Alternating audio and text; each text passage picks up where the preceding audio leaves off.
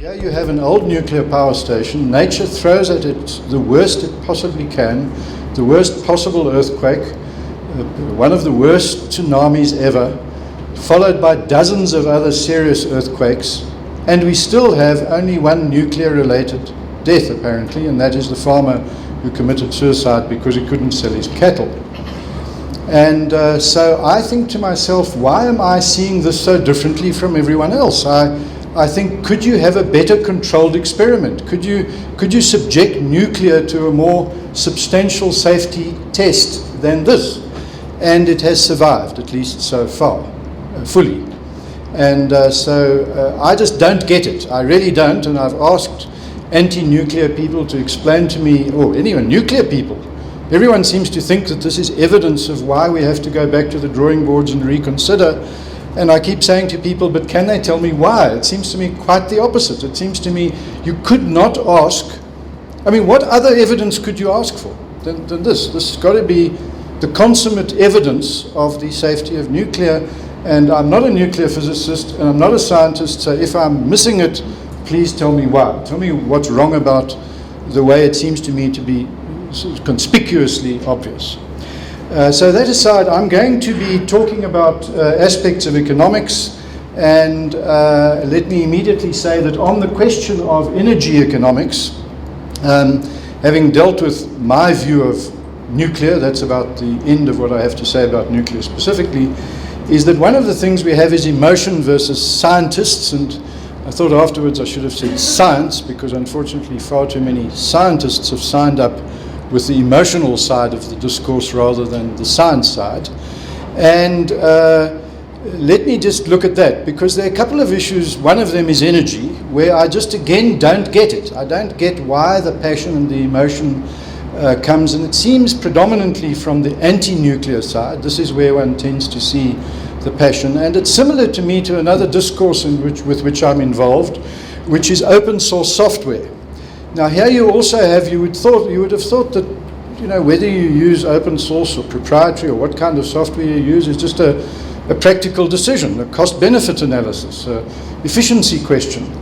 But you find the same thing as in nuclear. You find the advocates, it's a kind of religion actually, of people for open source, and there are probably some in this room. It's a kind of passionate belief that this is somehow virtuous, and non-open source is not virtuous. And there's another great similarity there, for what it's worth, with nuclear, and that is that the people who engage in the discourse on the side that's characterized by emotion seem not to really bother with very elementary facts, such as open source is fully subject to proprietary copyright and licensing law, as you'll find if you go to any open source software website. Now, I'm not here to talk about open source, but I just want to say there are these debates and discourses where I struggle to work out what is turning people on, what is getting these passions, these sort of religions, it's like religious fundamentalism going, and I just can't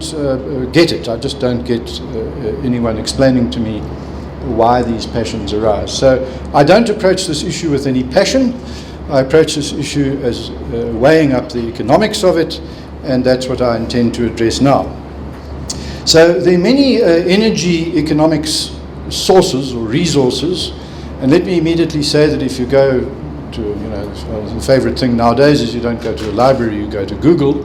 And if you Google energy economics or economics of energy, you get entire websites, entire institutes, organizations, massive resources devoted to it. But it's largely actually highly technical and highly specialized, and is in fact in the field not of really economics, but of business economics. It's all about the financing and costing and charging of energy and things like transmission of energy and so on. Not really about the macroeconomics or the econometrics or the institutional or behavioral economics, which are other branches of economics, familiar I'm sure with some people here, and what I'm going to call for the time being just some economics 101. And one of the things Kelvin always does to me, explains to me what an atom is, and I go away being more confused than I was before. I explain to him economics 101, and he goes away more confused than he was before. So with physicists, I tend to find we have to get back to some of these very elementary basics. Now the first thing is this, and for the physicists over here I have very good news. The whole of economic science is reduced for you by me into one word, Tanztafel. And if you remember this, you are entitled to a PhD in economics. This is all you need to know. There's nothing else you need to know. All of economics is a derivative of that word, Tanztafel, which is the acronym for the ain't no such thing as a free lunch. The one you're about to have later is not free. No lunches are ever free. Everything has a cost. And the biggest single flaw in economic analysis is a failure to calculate cost, especially secondary costs, dynamic costs, that's costs over time. Most calculations are static, immediate cost, and cost in a coherent, proper sense. So all of economics is a derivative of that one single concept. If you look up the definition in a dictionary, it will say, for example, the study of scarcity, which is really saying the same thing. If you have more of A, you do so by having less of B. So, for example, I try to persuade people that if they say we should spend more on education and training, I say to them, please just spend one day of your life whenever you recommend something. Instead of saying what it is you recommend, say what it is you want to forego to have that. So in other words, if you say we should spend more on education, what you are saying we should have more children dying in pediatric units, or we should have more road fatalities, or we should have more rape. Everything you are in favor of, you get by having less of other things you're in favor of. Now that is very, very difficult to deal with. I, myself, having said this, I do what we all do. I sit at a dinner table and I say, I wonder why they don't fix the potholes. Well, what I should say is, I wonder why they don't increase the rape rate. Because that's what saying fix the potholes amounts to. You're saying have more of something else you don't want. And that question of the trade-offs is actually one of the very most difficult things, almost impossible things to remember in the field of economics. The other one that's very difficult is the price mechanism, the role of prices.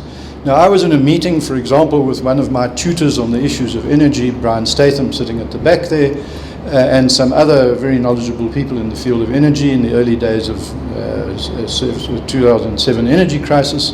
And somebody said to me, or engineer said, the problem can't be solved, it's going to take years, there's no short-term solution. And I said, no, there is a short-term solution. In fact, I can solve the problem by midnight tonight. And I can do it by one simple method, and that's raise the price. If you raise the price enough, consumption will fall to meet demand, and demand and supply will be in balance at the right price. Now, anyone from Eskom over here, like Brian, should immediately give me a royalty because I am the leading campaigner for raising the price to the price at which consumption falls. You should not have running ads saying, please don't buy my product. And this is bizarre. This is like Pick n Pay saying, please fine consumers for shopping.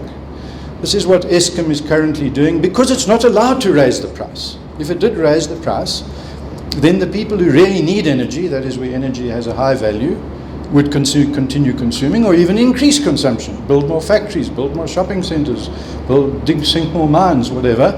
And in areas where you can save, like me personally, I could switch off my geyser, which I now won't do because the price isn't high enough. So the people who can save would, and you would reduce consumption to demand by midnight tonight. It's that simple. Then, of course, once the price is that high, you will, of course, attract all sorts of people into the energy field, and in maximum speed, the price will come down again to what's called an evenly rotating economy level. So the price mechanism is really the solution. Personally, for what it's worth, for the people from Eskom, as Brian knows, I don't blame Eskom, I blame the policy, the regulation, and particularly NERSA. So if you're from NERSA, then please take it from me that you've nursed us into this problem. And it's a regulatory problem. If you have correct economic policies, you would have no energy shortage ever. Certainly not even in the short term, and within a medium to long term, the problem would be solved completely if you respect the laws of economics. And the laws of economics, by the way, are just like the laws of gravity, for example. If you want to take off near us here at the airport, it doesn't matter whether you're historically disadvantaged, whether you were colonized, whether you're rich, whether you're resource rich, whether you're poor, small, big, white, black, Chinese, Christian, Muslim, Jewish, doesn't really matter. The laws of gravity apply equally to all. If you can't say we're going to have less thrust because we were historically disadvantaged, you just won't take off. And so it is with economics. The laws are pretty ruthless, and for what it's worth, one of the things the laws of economics do is if you adopt bad policies, they punish you very severely, extremely, and rapidly. You go into economic contraction. And if you have good policies, which essentially amounts to free market policies, and I'll explain in a moment why that's the case, then the laws of economics reward you very rapidly, generously, and quickly. You go into very high rates of economic growth. There are basically no exceptions. The exceptions really are so rare that they reinforce the general rule that freer economies grow faster, outperform less free economies in every measured index. There are about 200 indices of human and non-human conditions, and freer economies outperform less free economies, including in energy, in every measured, objectively measured way. And that's really not subject anymore to informed debate. That really cannot seriously be debated, and if anyone wants the sources, they're very simple. Off our website, for example, is free software anyone can download with all the relevant data, World Bank, World Economic Forum, United Nations, IMF, and so on. And the software enables you to do all the number crunching yourself. You don't have to be sophisticated, and you can see for yourself exactly what policies correlate with which outcomes. It's not just growth and prosperity that you get, but it's more equality with freer economies, less crime, less unemployment, less alcoholism, even less things like road accidents. So that's no longer subject to debate, and we'll see how that applies to economics in a moment. The other sort of economics 101 is the seen and the unseen, and I'm going to get a bit back to that, is because a lot of what gets discussed is what you see. For example, the early estimates of the cost of the energy crisis in South Africa was what you can see, the loss of revenue to Eskom. That is what people said the cost was of the crisis. Well, of course, that's not the case at all. The real cost is the unseen.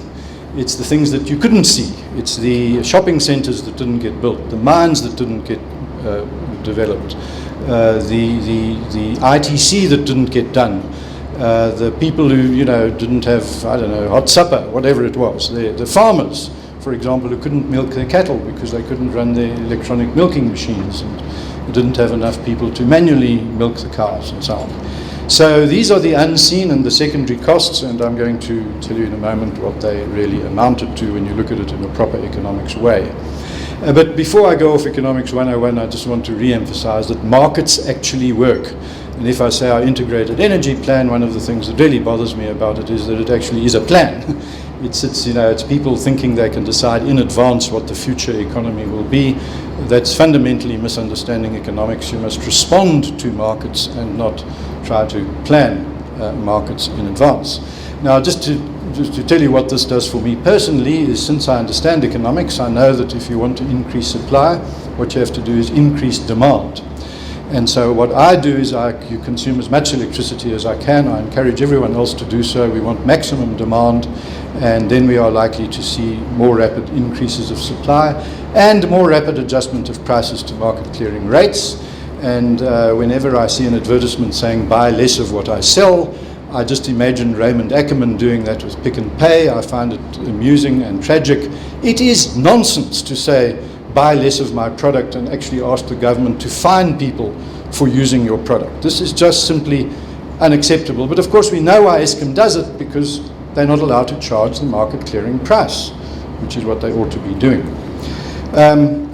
So anyway, I encourage you all to increase your energy consumption as much as you can, thereby helping solve the problem quicker. If you cut your energy consumption, you will actually delay solutions, discourage investment, by Eskom, by independent power producers. You will discourage people saving, you will discourage efficient use of energy, so saving electricity is actually not a contribution to the problem, not at least to an economist.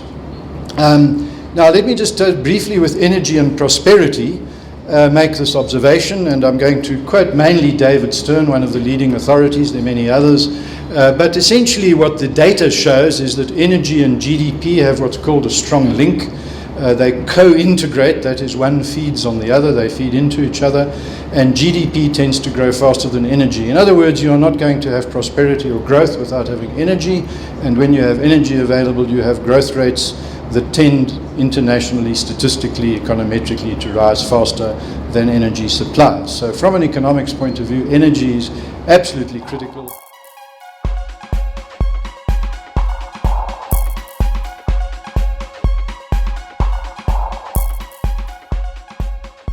energy scarcity curtails growth, and that's quite serious. We'll look at some numbers in a moment. Energy efficiency is important, especially for electricity. In the USA, for example, from 73 to 91, there was growth without significant increases in consumption of energy. In other words, massive increases in energy efficiency. And you may say I'm contradicting myself. No, I'm not. What you want to do to get energy efficiency is raise the price of energy. I get back to the price mechanism. If you ignore the law of prices, you are just simply not going to solve the problem. You will have eternal shortages and surpluses. You will simply vacillate from one to the other. Only the price mechanism can maintain a modicum of stability because it adjusts quickly to the realities of supply and demand. Energy efficiency declines from electricity to gas to oil to coal to wood to biofuels. And I can go into that, or look up Stern if you want to on the internet and get all the relevant data. That's one of the major sources. But as I say, there's an enormous amount on this. Now, the real cost of the energy crisis to South Africa, statistician Garth Zietsman, by the way, Garth Zietsman, who, for what it's worth, is a South African who has the second highest recorded IQ in the world. Interesting that we have him in South Africa.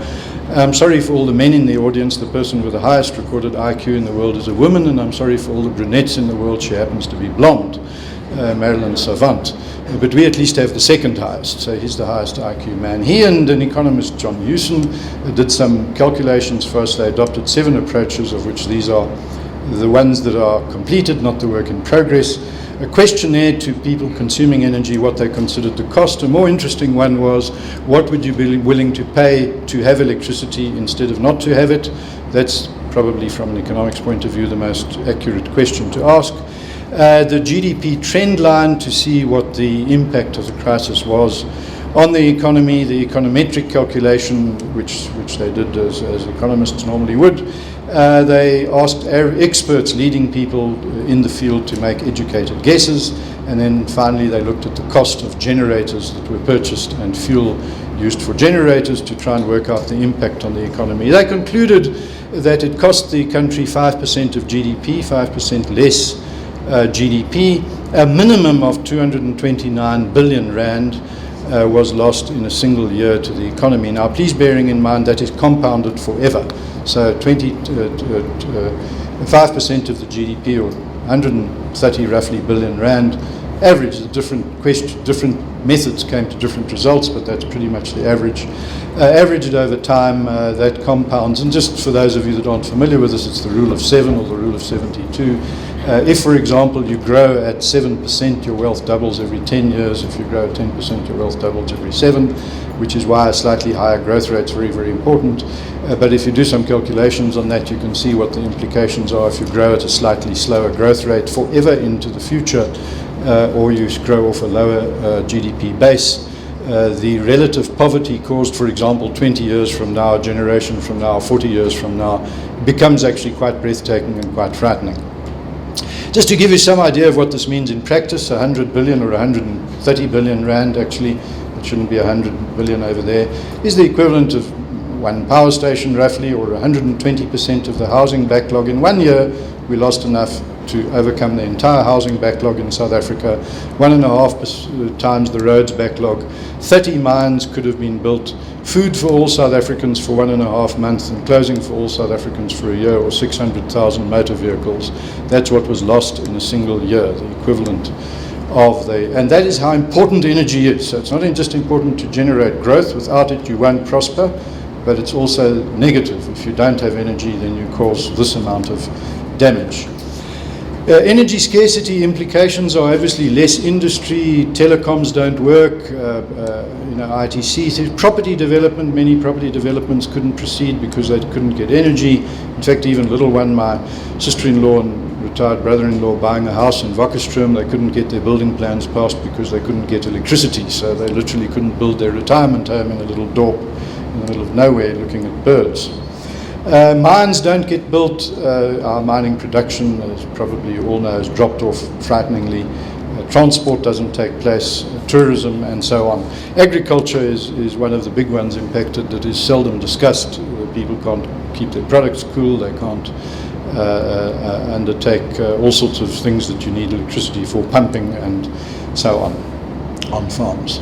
Now I'm going to get towards the end, and I just want to speak a little bit about environmental questions, which is always, as arises in every talk up to now, on the nuclear front, and give some ideas I have now. One of the things that really bothers me is that all our environmentalism comes from essentially the first world, and it seems to me there's a desperate need, an urgent need for what I would call an African or development or third world perspective on environmentalism, and we just swallow what's dished up from the world's richest countries, which have already gone through the growth path we need to go through by doing things like filling in wetlands, which were easier to fill in when they were called swamps, and harvesting rainforests, which were easier to harvest when they were called jungles.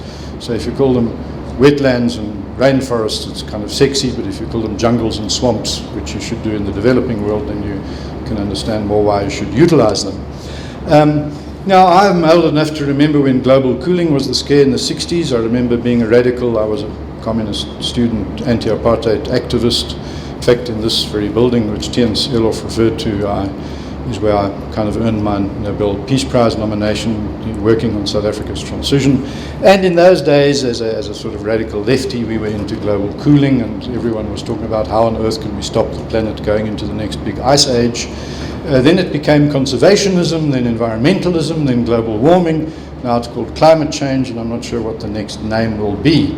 But nonetheless, it goes through these mutations, and what worries me is that it's all dished up to us by people in the first developed world for whom the economics is a completely different question.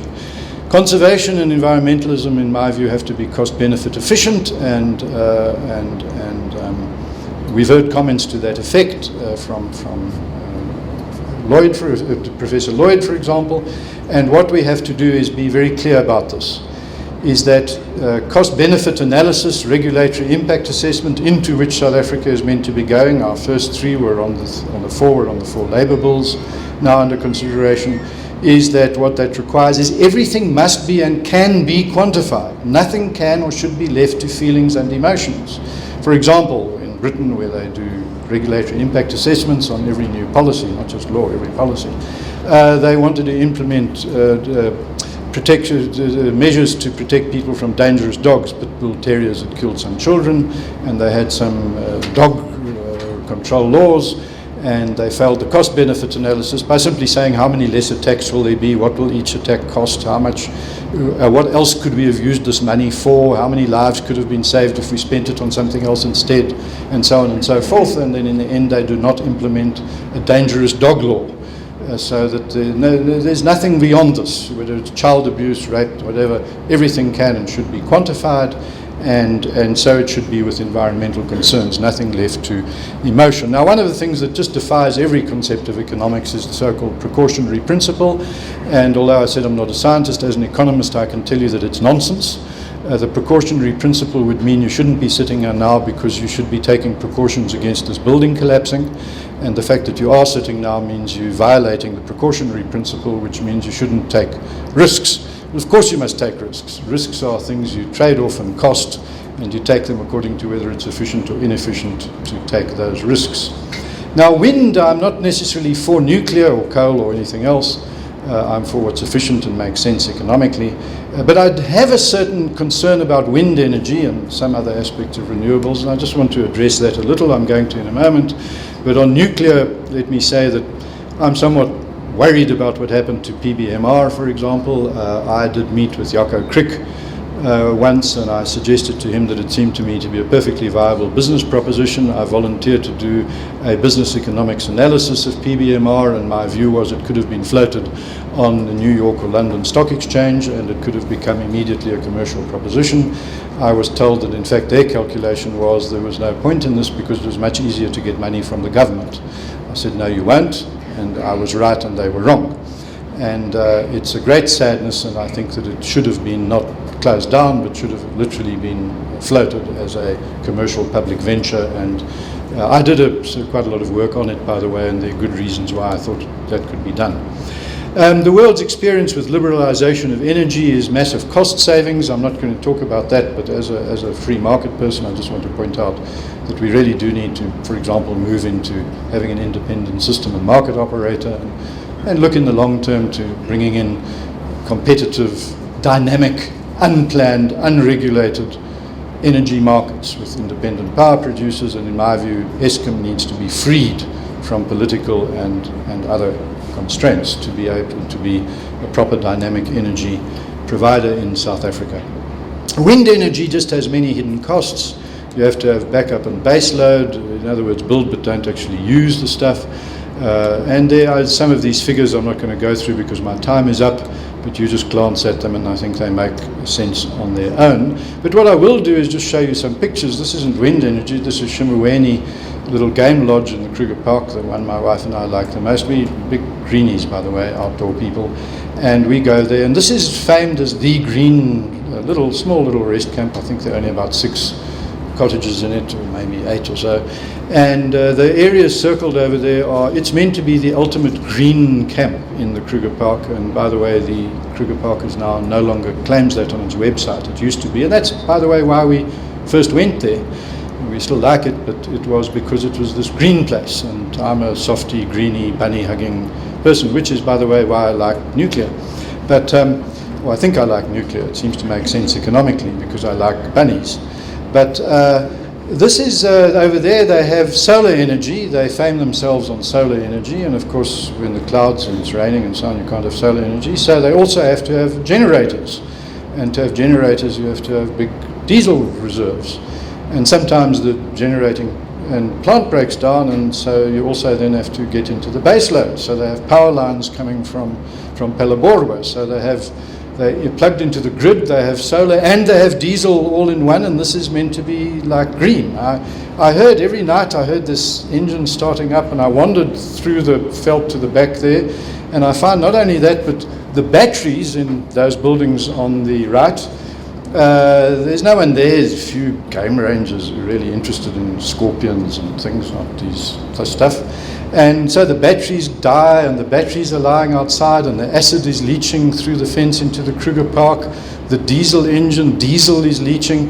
It has to be the most environmentally unfriendly camp in the world, with battery acid and lead and diesel fuel and engines running and power lines coming in. It's sort of like all in one. It's like this tiny little place, which seems to me to say, again as an economist, surely this is not energy efficiency. This is, it's really very sad. And so there we have it. If we look at, for example, Cape Town, one small power station takes up whatever it is, 1 square kilometer. That amount of energy would require a wind farm of 800 square kilometers, which would be about that size. Now the power station is too small to see. It's a little dot in the middle there. That's the amount of wind farm you would need to have to generate as much as that little old power station, which I think now doesn't generate, or I don't know if it does. It's not really germane to my talk. If you try to generate the envisaged capacity for South Africa, that is how big the wind farm of South Africa would have to be, or a 3 kilometer wide band of windmills from Johannesburg to Cape Town. And this just doesn't seem to me a good use of land. It doesn't seem to me a good use of resources, of chemicals, of anything. And talk of renewables, it takes the wind out of the air. I'm not sure if anyone has worked out, what environmental functions wind serves. But as a kind of Buddhist, I would really just not interfere with the wind. I think we should leave it alone, and we should use more environmentally friendly energy. And then, because in deference to our respected visitor from India, I happen to have just written a novel set in India, by the way. The movie rights have been bought by Bollywood, so I'm a kind of honorary Indian. And when I've been traveling around India and Nepal, this is about as much as I know about energy. I think this has got to be a very inefficient way of getting electricity and telephone lines and things around. And I just love their wiring over there. This is just some examples of the wiring you see in Nepal and India, and with that I'm going to close and say that really the bottom line of energy is it needs to be stripped of its emotion, it needs to be subjected to proper economic cost-benefit analysis, and to that end physicists and economists have to understand each other and collaborate, and we need policies that respect markets, respect the price mechanism, respect the laws of economics, and follow what in fact works. The financial journalist Poggi Mabukwani says that people are entitled to their own opinions, not their own facts. And so I'm going to give you some facts, and that is freer economies outperform less free economies at everything, including energy. And they are the best way to decide what the energy mix should be. And that decision should not be made now, should not be made by wise people in this room, but should be made by energy operators in a dynamic energy market out there. Thanks for your attention.